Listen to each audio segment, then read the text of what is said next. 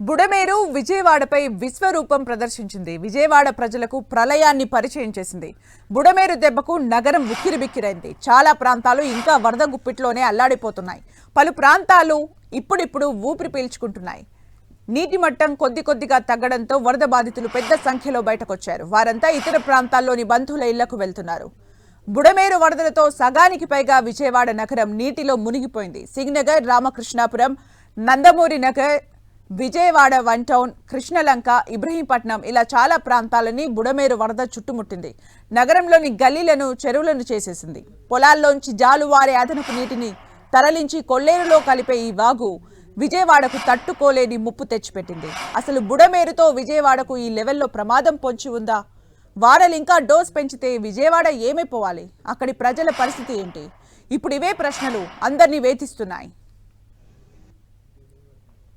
బుడమేరు మైలవరం కొండల్లో పుట్టిన ఒక పెద్ద వాగు. ఇది ఆరిగిపల్లి, కొండపల్లి అనే రెండు కొండల మధ్య మొదలవుతుంది. ఏడాది పొడవునా ఏదో ఒక స్థాయిలో ఈ వాగులో నీళ్లుంటాయి.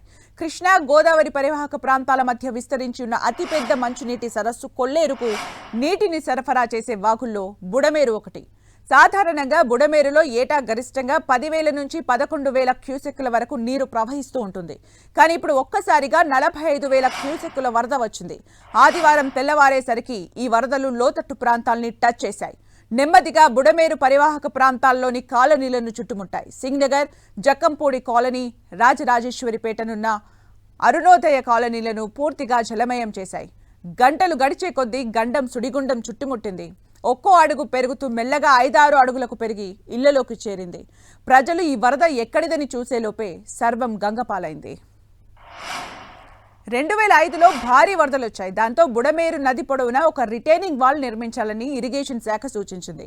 దీనిపై అప్పట్లో కొంతమేర వర్క్ జరిగిన తర్వాత పూర్తిగా పక్కన పెట్టేశారు. దీనికి తోడు బుడమేరు ఆక్రమణలే విజయవాడకు శాపంగా మారాయి. బుడమేరు ఆక్రమిత ప్రాంతాల్లో కాస్త రేట్లు తక్కువే పెట్టి ఫ్లాట్లు, ఇంటి స్థలాలు అమ్మేశారు. మధ్యతరగతి ప్రజలు భారీగా కొనుక్కున్నారు. కొల్లేరును కబ్జా చేసి చేపలు, రొయ్యల చెరువులు చేశారు. అందులోకి వరద నీళ్లు వేగంగా వెళ్లే పరిస్థితి లేదు.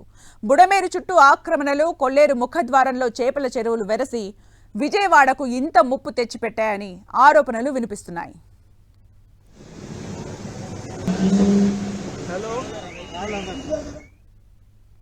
ఎన్టీఆర్, కృష్ణా జిల్లాల్లో పంట పొలాల్లోని మిగులు నీరు ప్రవహించే ఒక వాగు.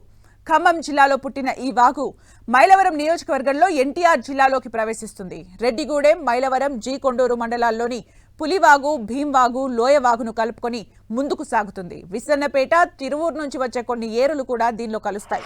ఇవన్నీ కలిశాక వెలగలేరు మీదుగా విజయవాడ శివార్లోని సింగనగర్, గూడవల్లి, గన్నవరం, బాపులపాడు, గుడివాడ, నందివాడ వైపు సాగి చివరకు కొల్లేరులో కలుస్తుంది. బుడమేరు గరిష్ట నీటి ప్రవాహ సామర్థ్యం 11,000 క్యూసెక్కులు మాత్రమే. దీని ఉధృతి తగ్గించేందుకు 1970లో నాటి ప్రభుత్వం జీ కొండూరు మండలం వెలగలేరు వద్ద ఒక రెగ్యులేటరీని నిర్మించింది. అక్కడ చిన్న జలాశయాన్ని తలపిస్తుంది. ఈ హెడ్ రెగ్యులేటరీ ద్వారా కిందకు వరద ప్రవాహాన్ని నియంత్రించేవారు. తర్వాత దీని నుంచి మల్లింపు కాలువను తవ్వారు. అధికంగా వచ్చే వరద ఈ ఛానల్ ద్వారానే ప్రవహించి ఇబ్రహీంపట్నం సమీపంలోని పవిత్ర సంగమం వద్ద కృష్ణా నదిలో కలుస్తుంది. VTPSలోని వృధా నీటిని కూడా దీని ద్వారానే కృష్ణలోకి పంపిస్తారు. దీని సామర్థ్యం చాలా తక్కువ. కానీ ఇప్పుడు ఇది చూసిన విధ్వంసం మాత్రం చిన్నది కాదు.